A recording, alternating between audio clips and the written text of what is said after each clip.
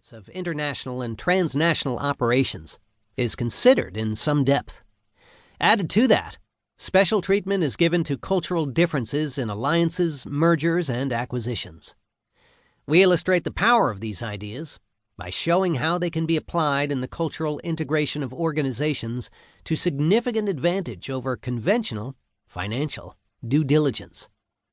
The interactive apps bring these ideas to life, as listeners can explore for themselves. The cultural databases that underpin this book have been extended to include not only more cases and more country data from more respondents, but also a whole wealth of cultural measurements of competences, dilemmas and their reconciliations, servant leadership across cultures, innovation paradigms across cultures, and multicultural and remote team effectiveness. None of the value of the earlier editions has been lost, and this new edition provides an evidence-driven framework essential for all business leaders and managers, whether they serve as CEO of a major global corporation or play an important middle management role in a section of their smaller local company. The latter, more than ever, need to interact with a diverse workforce, as well as with a diverse customer and supplier base, and therefore require a certain level of cultural competence. The book will also be of value to students of business and management to help prepare them for the new world of business, which is so different from only a few years ago. Professor Peter Williams, Ph.D., Emeritus Professor, Anglia Ruskin University, UK. 1. An Introduction to Culture. Fons Trapenars and Charles Hampden-Turner. This book is about cultural differences and how they affect the process of doing business and managing. It is not about how to understand the people of different nationalities. It is our belief that you can never understand other cultures.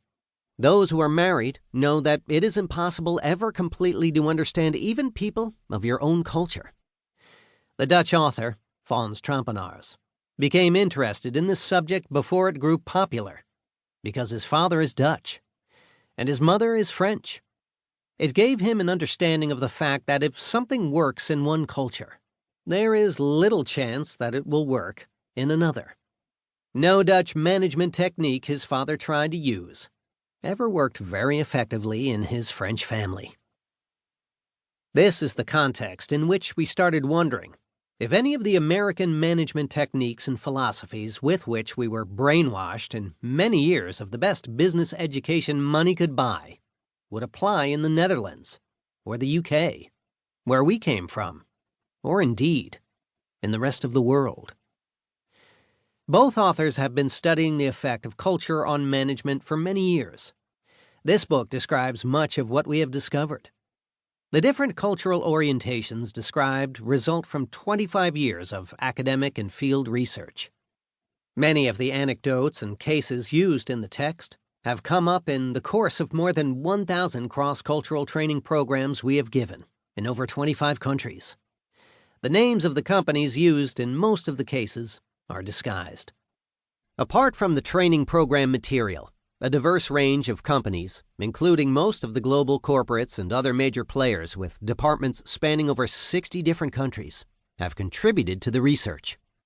In order to gather comparable samples, a minimum of 100 people with similar backgrounds and occupations were originally taken in each of the countries in which the companies operated to provide basic reference cultural norms. Approximately 75% of these participants belong to management, managers in operations, marketing, sales, and so on, while the remaining 25% were general administrative staff, typists, personal assistants, etc. Our original cultural database comprised some 80,000 of these respondents and has been extended in several ways. We have added more responses from managers and business leaders across the world, which has resulted in much more than just an increase in sample sizes. This database now extends to some 140,000 participants. Another 20,000 have completed partial responses to this basic cultural diagnostic in combination with other surveys.